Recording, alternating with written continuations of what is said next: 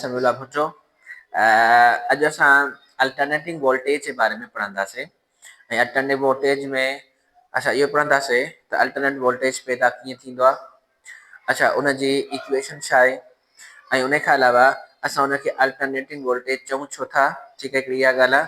ऐं उन खां बाद में असां उनजा न्यूमेरिकल्स कंदासीं ऐं ग्राफिकल रिप्रेज़ेंटेशन बि कंदासीं।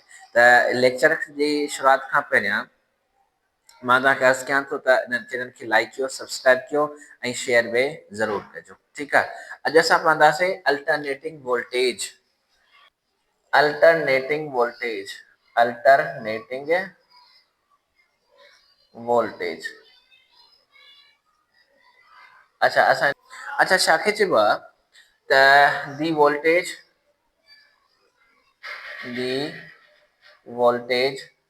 which changes magnitude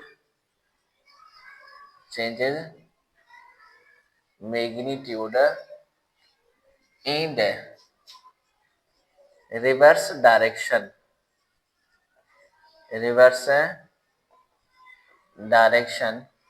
periodically।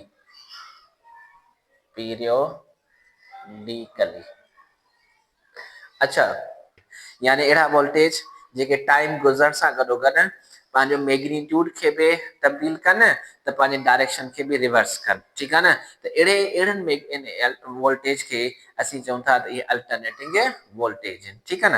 अच्छा, अल्टरनेटिव वोल्टेज प्रोड्यूस कीअं थींदा आहिनि त alternating voltage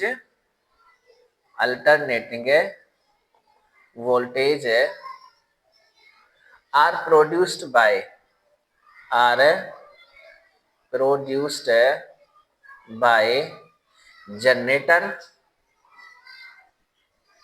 generator in which coil of wire rotates in presence of magnetic field। अच्छा, अल्टरनेटिंग वोल्टेज पैदा कीअं थींदा आहिनि, थोरो ॾिसो हिन ते गौर कजो त अल्टरनेटिंग वोल्टेज जेके आहिनि उहे पैदा थींदा आहिनि जनरेटर जे ज़रिए सां। जनरेटर जी कंस्ट्रक्शन छा हूंदी आहे, जनरेटर जी कंस्ट्रक्शन तव्हां पढ़ी चुका आहियो त जेके जनरेटर में हिकिड़ो नॉर्थ पोल हूंदा ऐं ॿियो साउथ पोल हूंदा। जनरेटर में हिकिड़ी मैग्नेट हूंदा जेके तव्हां फील्ड मैग्नेट चवंदा आहियो। अच्छा, उन में हिकु नॉर्थ पोल हूंदा, ॿियो छा हूंदा, साउथ पोल हूंदा। त इलेक्ट्रिक लाइन्स ऑफ फोर्स जेके आहिनि उहे नॉर्थ खां ओरिजिनेट थींदियूं आहिनि ऐं उन खां बाद में साउथ में दाख़िल थींदियूं आहिनि। ॿिनी ॻाल्हि ही लाइन्स जेके आहिनि लूप्स में हूंदियूं आहिनि, किथे टर्मिनेट थींदियूं कोन्हनि। इन खे असां फ़क़ति हिन हिसे में असां चऊं था त जेके लाइन्स आहिनि उहे नॉर्थ खां शुरू थियनि थियूं ऐं साउथ में दाख़िल थियनि थियूं। ठीकु आहे न। अच्छा, जेकॾहिं तव्हां हिन मैग्नेटिक फील्ड में जेकर तव्हां कॉइल ऑफ वायर रखो था, सपोज कयो था ही तव्हांखे कॉइल ऑफ वायर आहे जेको तव्हां हिन मैग्नेटिक फील्ड में रखियो आहे। ठीकु आहे न। अच्छा, जेकर तव्हां हिन कंहिं बि ज़रिए सां कंहिं बि सोर्स सां जेकर तव्हां हिन कॉइल खे रोटेट करायो था त पोइ अकॉर्डिंग टू फेराडे, जेकर मां हिकिड़े फेराडे ला लिखां त फेराडे ला छा खे थो चवे, फेराडेज ला छा खे चइबो आहे त फेराडे चवे थो त whenever flux linked with the coil changes EMF is produced। ऐं उहो EMF छाजे बराबर हूंदा, वो EMF बराबर हूंदा इप्सिलॉन बराबर माइनस में n डेल्टा फाइ बी ऐं डिवाइड बाय डेल्टा टी जे बराबर हूंदा। ठीकु आहे न। त ही जेकी डेफिनेशन आहे इहा डेफिनेशन आहे तव्हांखे फेराडे लॉ जी। त whenever flux linked with coil is changed EMF is produced आहे। त अहिड़े तरीक़े सां ॾिसो था तव्हां हीअ मैग्नेटिक फील्ड में जेको कॉइल आहे उहो कॉइल रोटेट करे थो, मैग्नेटिक फील्ड में रोटेट करे थो। जॾहिं कॉइल रोटेट करे थो मैग्नेटिक फील्ड में त इन कॉइल सां जेकी लिंकेड फ्लक्स आहे उहा तब्दील थिए थी। त उन फ्लक्स जी तब्दीली जे नतीजे में तब बि नतीजे में पोइ वोल्टेज पैदा थो थिए फेराडे ला मुताबिक़। पोइ उहो छाजे बराबरि थींदो, असां त लिखियो बि आहे इप्सिलॉन बराबरि ई माइनस में N delta phi B divide by delta T आहे। ठीकु आहे न। अच्छा, उन खां पोइ असां हिन में पढ़ी चुका आहियूं असां त जेकॾहिं कॉइल आहे मोशनल ईएमएफ सां पढ़ी चुका आहियूं, मोशनल ईएमएफ आहे त मोशनल ईएमएफ जे मुताबिक़ जेकी कॉइल में ईएमएफ पैदा थो थिए उहो थो थिए 2v_bl साइन थीटा जे, 2v_bl साइन थीटा जे मोशनल ईएमएफ जेकी आहे 2v_bl साइन थीटा। अच्छा, जेकर असां फर्ज़ करे वठूं था त कॉइल जी जेकी विड्थ आहे, कॉइल जेकी विड्थ आहे उनखे तव्हां ज़ाहिर कयो बी सां, छो त किताब में ज़ाहिर थियल आहे बी सां। त हीअ जेकी कॉइल जी विड्थ आहे, जॾहिं कॉइल रोटेट करे थो न त कॉइल जेकी हिन ब्रीथ आहे, ब्रीथ जेकी आहे उहा एक्ट करे थी as a diameter, as a diameter. ऐं हिन कॉइल में पैदा थी थिए रोटेशन, त पोइ जेकी वेलासिटी, जेकी लीनियर वेलासिटी आहे उहा लीनियर वेलासिटी बराबरि थी वेंदी आर ओमेगा जे। ऐं आर जेकी आहे इहो रेडियस आहे, यानी रेडियस छाजे बराबरि हूंदा, ट्वाइस जेको रेडियस आहे उहो हाफ ऑफ डायामीटर हूंदो, यानी डायामीटर जेको ट्वाइस ऑफ रेडियस हूंदो आहे। ऐं असां पढ़ी चुका आहियूं त हिन कॉइल जेकी ब्रीथ आहे उहा एक्ट करे थी एज़ अ डायामीटर। त हीअ छा थी वियो, तव्हांखे D2R आहे न, त तव्हांखे ॼण त जेको बी आहे उहो तव्हांखे थी वेंदो 2R जे। त आर छाजे बराबरि थींदो, B/2 जे। ठीकु आहे न। त अहिड़े तरीक़े सां जेकर तव्हां v बराबरि आर ओमेगा आहे, आर जी जॻह ते तव्हां b/a रखो त छा थी वेंदो, b/2 रखो, b/2 ऐं हे तव्हांखे थी वेंदो ओमेगा। ठीकु आहे न। त हाणे ॾिसो v जी जॻह तव्हां रखो आर ओमेगा ऐं उन खां आर जी जॻह ते रखो b/2, त v छाजे बराबरि थी वेंदो, b/2 ओमेगा। त ईएमएफ छाजे बराबरि थी वेंदो, ईएमएफ बराबरि थींदो 2 ज़रबिया b/2 ओमेगा। ऐं उन खां पोइ छा आहे तव्हांखे बी आहे BL साइन थीटा जे बराबरि आहे। अच्छा, जेकर 2 पाण में छा थी विया, कैंसिल आउट थी विया। ऐं ॾिसो हे ब्रीथ ऐं लेंथ, ब्रीथ ज़रबिया लेंथ छाजे बराबरि हूंदी आहे, उहा बराबरि हूंदी आहे एरिया जे। त तव्हां छा रखंदव, त ईएमएफ बराबरि थींदो तव्हांखे त A omega A B sine theta, omega A B sine theta जे बराबरि थी वेंदो। अच्छा, जेकॾहिं इहो बराबरि आहे omega A B sine theta, त हिन में तव्हां हिकिड़े टर्म जो इज़ाफ़ो करे सघो था, कहिड़ो, त ही नंबर ऑफ कॉइल्स खे, नंबर ऑफ कॉइल जेको एन आहे। अच्छा, हिन में असां घणो कॉइल रखियो आहे, असां हिन में हिकिड़ो कॉइल रखियो आहे। तव्हां हिन में ॿ बि कॉइल रखी सघो था, ॿ कॉइल कयोसि, हिन में तव्हां 3 कॉइल बि रखी सघो था। इन मतिलबु आहे तव्हां हिन में जनरेटर में तव्हां एन कॉइल्स में रखी सघो था, त तव्हां उहो एन जो इज़ाफ़ो करे हिन में कयो त छा थी वेंदो, जेको ईएमएफ आहे उहो बराबरि थींदो तव्हांखे N omega A B sine theta जे बराबरि थी वेंदो। अच्छा, ही जेको ईएमएफ आहे तव्हांखे मिले थो, ही जेको ईएमएफ तव्हांखे मिलियो, ऐं इन ईएमएफ खे तव्हां छा चवंदव, इहो अल्टरनेटिंग वोल्टेज आहे। अने ही उहो वोल्टेज आहे जेको तव्हांखे रोटेशन ऑफ कॉइल मां मिलियो आहे। जॾहिं कॉइल रोटेट करे थो मैग्नेटिक फील्ड में, यानी जनरेटर में आहे, जेको तव्हांखे वोल्टेज मिले थो उन वोल्टेज खे तव्हां छा चवंदव, त उहो अल्टरनेटिंग वोल्टेज आहे। पोइ असांजी किताब में जेकी सिंबल लिखियल आहे उहा लिखियल आहे v बराबरि N omega A B sine theta जे बराबरि थी वेंदो। अच्छा, पोइ ॾिसो तव्हां हिनखे ॿियो कीअं लिखी सघो था, तव्हां अच्छा जेकर टर्म्स खे ॾिसो न, त एन जो मतिलबु छा आहे, एन जो मतिलबु आहे नंबर ऑफ टर्न्स आहे, नंबर ऑफ टर्न्स आहे। ऐं उन खां बाद में ओमेगा छा आहे, ओमेगा आहे एंगुलर वेलासिटी, एंगुलर वेलासिटी आहे। अच्छा, उन खां पोइ छा आहे तव्हांखे ए छा आहे, एरिया ऑफ कॉइल, ए आहे एरिया ऑफ कॉइल आहे। ऐं बी जो मतिलबु छा आहे, magnetic field of induction, magnetic field of induction. अच्छा, उन खां पोइ थीटा छा खे ज़ाहिर करे थी, थीटा करे थी ऐं साइन थीटा जेकी आहे, साइन थीटा छा खे ज़ाहिर करे थी, इहो ज़ाहिर करे थी ओसिलेशन, रोटेशन खे। साइन थीटा ज़ाहिर करे थी रोटेशन खे। त माना रोटेशन थी रही आहे, ठीक है ना, या ओसी रोटेशन के पीरियोडिसिटी के ज़ाहिर थी करे, यानी पीरियोडिसिटी के ज़ाहिर थी करे, माना समथिंग ओसिलेट्स या समथिंग रोटेट या something are in periodic motion, ठीक है। ॾिसो था तव्हां त हिन में जेको कॉइल आहे उहो छा थो करे, उहो रोटेट करे थो, ठीक है ना। उन खां पोइ अच्छा ॿियो बि तव्हां हिन में इहो चई सघो था त जेको ईएमएफ आहे उहो ईएमएफ डिपेंड करे थो हिननि फैक्टर्स ते, ठीकु आहे। कंहिं फैक्टर ते त एन ते, इन नंबर ऑफ कॉइल ते, जेकर तव्हां नंबर ऑफ कॉइल्स खे वधाईंदव त ईएमएफ बि वधंदो, यानी वोल्टेज बि वधंदा, अल्टरनेटिव वोल्टेज वधंदा।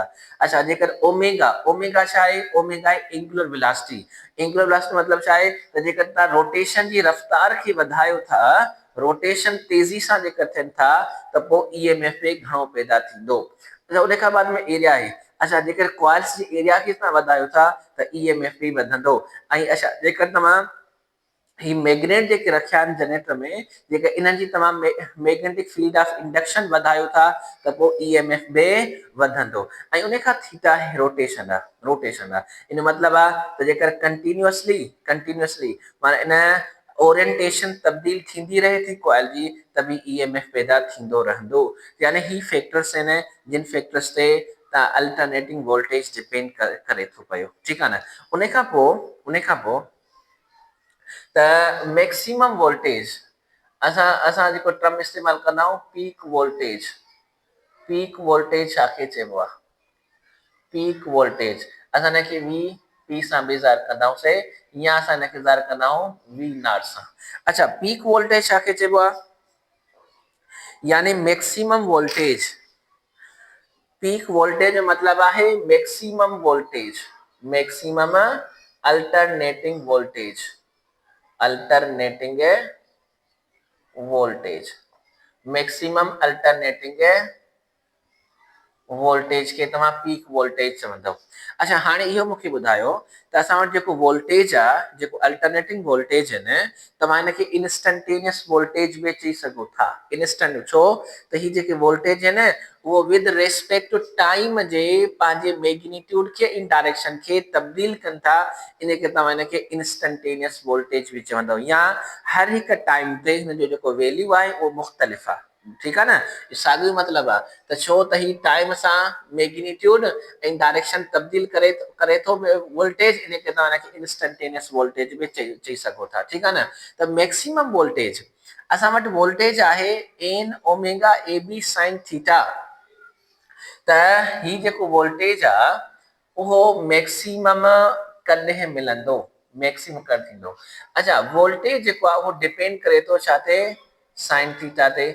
अच्छा जेकर साइन थीटा प्लस आ माइनस 1 आहे त पोइ ही वोल्टेज जेके इंस्टंटेनियस आहिनि या अल्टरनेटिव वोल्टेज आहिनि उहे छा थी वेंदा, मैक्सिमम थींदा।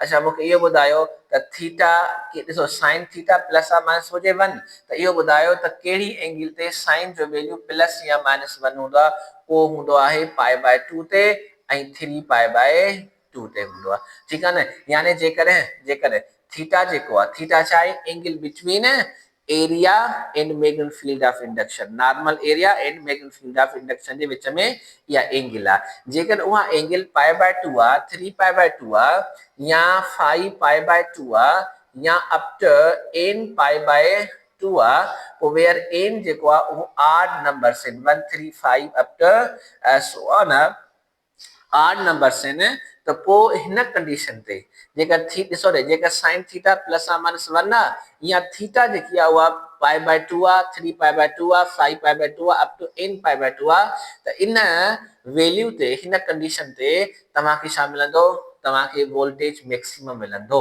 अच्छा ॾिसो ॿई कंडीशन्स आहिनि, तव्हां ॿई करे चई सघो था, जेकर साइन थीटा प्लस आ माइनस 1 आहे त वोल्टेज मैक्सिमम मिलंदो ऐं उनखे असां पीक वोल्टेज चऊं था, या वरी तव्हां चई सघो था त जेकर theta between area, normal area and magnetic field of induction जे विच में पाई/2 आहे, 3 पाई/2 आहे, 5 पाई/2 आहे, त जेको वोल्टेज आहे उहो असांखे मैक्सिमम मिलंदो, ठीकु आहे। अच्छा त पोइ छा थी वियो त जेको ही मैक्सिमम वोल्टेज आहे, जेका असां पीक वोल्टेज बि चऊं था वी नॉट आहे, उहो छाजे बराबरि थींदो, उहो बराबरि थींदो एन ओमेगा ए बी जे, यानी N omega A B is a maximum voltage n omega ab ये मैक्सिमम वोल्टेज आहिनि। अच्छा त पोइ हाणे असां छा पियोसीं त n ओमेगा ए बी ये मैक्सिमम वोल्टेज आहे यानी n ओमेगा ए बी जगह ते तव्हां v नॉट रखी सघो था त ही जेको इंस्टंटेनियस वोल्टेज तव्हांखे मिले अल्टरनेट वोल्टेज जेको आहे इहो तव्हांखे मिलियो v naught sine omega sine theta जे बराबर आहे साइन थीटा आहे। अच्छा उन खां पोइ छा आहे त तव्हां पढ़ी चुका आहियो त ओमेगा एंगुलर वेलोसिटी जेकी हूंदी आहे उहा थीटा पान टी जे बराबर हूंदो आहे त जेकॾहिं मां थीटा बार कढो त छा थी वेंदो ओमेगा इंटू टी थी वेंदो त तव्हां थीटा जी जगह ते ओमेगा इंटू टी रखी सघो था त वी इंस्टंटेनियस जेको आहे उहो बराबर थींदो V naught sine omega T जे बराबर ओमेगा टी आहे यानी ही बि जेको आहे इहो इंस्टंटेनियस वोल्टेज जी छा आहे तव्हांखे इक्वेशन आहे ठीकु आहे न। अच्छा उन खां पोइ तव्हां पढ़ी चुका आहियो त ओमेगा बराबर हूंदो आहे 2 पाई अपान टी जे ठीकु आहे न त जेकर तव्हां ओमेगा जी जगह ते 2 पाई अपान टी रखो त छा थी वेंदो वी इंस्टंटेनियस बराबर थी वेंदो वी नॉट साइन 2 पाई अपान टी इंटर टी ही बि तव्हांखे फार्मूलो आहे कंहिंजो अल्टरनेटिंग वोल्टेज जो ॾिसो तव्हांखे टाइम अचे थो न हिन में बि ओमेगा टी टाइम अचे थो हिन टी टाइम तव्हांखे अचे थो मतिलबु ही जेको वोल्टेज आहे उहो टाइम सां गॾोगॾु तब्दील थियनि था पंहिंजो मैग्नीट डायरेक्शन खे तब्दील कनि था इन करे हिनखे इंस्टंटेनियस वोल्टेज बि चवंदा आहियूं। अच्छा उन खां पोइ छा आहे तव्हां पढ़ी चुका आहियो त ओमेगा बराबर 2 पाई एफ जे में हूंदो आहे त इंस्टंटेनियस वोल्टेज जेको आहे उहो बराबर थी वेंदो वी नॉट साइन अच्छा ओमेगा बराबर 2 पाई एफ आहे त छा थींदो 2 पाई एफ इंटू टी ही बि तव्हांखे इंस्टंटेनियस वोल्टेज जो वैल्यू तव्हांखे मिली वेंदो त इंस्टंटेनियस वोल्टेज जेके आहिनि अहिड़ा वोल्टेज जेके पंहिंजो मैग्नीट्यूड ऐं डायरेक्शन टाइम सां तब्दील कनि त उनखे चइबो आहे अल्टरनेटिंग वोल्टेज ऐं उहे पैदा कीअं थींदा आहिनि उहे पैदा थींदा आहिनि जनरेटर जे ज़रिए सां। अच्छा जनरेटर में छा थींदो आहे जनरेटर में जेकॾहिं कॉइल मैग्नेटिक फील्ड जी प्रेजेंस में रोटेट करे थो त पोइ फेराडे चवे थो त whenever flux linked with coil changes EMF is produce आहे त पोइ EMF प्रोड्यूस थींदो पोइ असां जेकर मोशनल EMF ॾिसूं था त मोशनल EMF जेको आहे उहो बराबरि हूंदो आहे 2VBL साइन थीटा जे त पोइ V जेको आहे वेलोसिटी जेकी आहे उहो बराबरि R ओमेगा जी हूंदी आहे R छा आहे रेडियस आहे ॾिसो था तव्हां हिन कॉइल जी जेकी ब्रीथ आहे यानी कॉइल रोटेट करे थो त ब्रीथ एक्ट करे थी एज अ डायामीटर त पोइ डी जगह तव्हां छा रखंदव बी रखंदव पोइ बी छा बी बराबर 2R थींदो आर कढंदासीं त बी अपान 2 जे बराबर थी वेंदो त असां आर जी जगह छा रखियोसीं बी अपान 2 ओमेगा थी वियो त वी जी जगह ते साॻियो ई रखियोसीं 2 अच्छा वी जी जगह ते बी अपान 2 ओमेगा रखियोसीं B L sine theta 2 cancel थी वियो ऐं बी ब्रीथ दरमियान लेंथ उहा छाजे बराबर एरिया जी त omega A B sine theta जे बराबर थी वेंदो। अच्छा EMF जेको आहे उहो बराबर थींदो N omega A B sine theta जे त तव्हां हिन इप्सिलॉन जी जगह ते बी बि लिखी सघो छो त किताब में तव्हांखे सिंबल इहा आहे त पोइ तव्हांखे फार्मूलो थींदो N omega A B sine theta त इंस्टंटेनियस वोल्टेज या अल्टरनेट वोल्टेज जेको आहे उहो डिपेंड करे थो चइनि या पंजनि फैक्टर्स ते पहिरियों हिकिड़ो आहे नंबर ऑफ टर्न्स आहे ॿियो हिकिड़ो आहे एंगुलर वेलोसिटी आहे टियों हिकिड़ो आहे एरिया वेक्टर आहे ऐं पंजो हिकिड़ो आहे या एरिया सरफेस एरिया आहे ऐं पंजो हिकिड़ो आहे मैग्नेटिक फील्ड ऑफ इंडक्शन आहे ऐं ॿियो छा आहे साइन थीटा आहे ठीकु आहे अहिड़े तरीक़े सां वरी पीक वोल्टेज यानी असां हिनखे ज़ाहिर कंदा आहियूं VP सां या V नॉट सां पीक वोल्टेज छा खे चइबो आहे मैक्सिमम अल्टरनेटिंग वोल्टेज खे पीक वोल्टेज चवंदव। अच्छा मैक्सिमम अल्टरनेट वोल्टेज यानी वोल्टेज मैक्सिमम कॾहिं मिलंदा जॾहिं साइन थीटा जो वैल्यू प्लस और माइनस 1 हुजे। अच्छा साइन थीटा जो वैल्यू प्लस और माइनस 1 हुजे त कहिड़ी एंगल ते साइन जो वैल्यू प्लस और माइनस 1 हूंदो आहे उहो हूंदो आहे पाई बाय 2 ते 3 पाई बाय 2 ते 5 pi by 2 up to 8 pi by 2 ते यानी त वोल्टेज मैक्सिमम तॾहिं मिलंदा जॾहिं साइन थीटा जो वैल्यू प्लस और माइनस 1 हुजे या थीटा जो value pi by 2 3 pi by up to 8 pi by 2 जे बराबर हुजे। अच्छा त पोइ V मैक्सिमम बराबर वी नॉट ऐं ओ एन ओमेगा ए बी थी वेंदो त पोइ वी इंस्टंटेनियस छो त एन ओमेगा ए बी बराबर आहे वी नॉट जे इन करे वी नॉट साइन थीटा असां लिखियोसीं त ओमेगा छा जे बराबर आहे ओमेगा थीटा पान टी जे बराबर आहे हिनखे तव्हां रीअरेंज करे तव्हां ही फार्मूला सभु कढी सघो था त ही तव्हांखे आहे अल्टरनेटिंग वोल्टेज।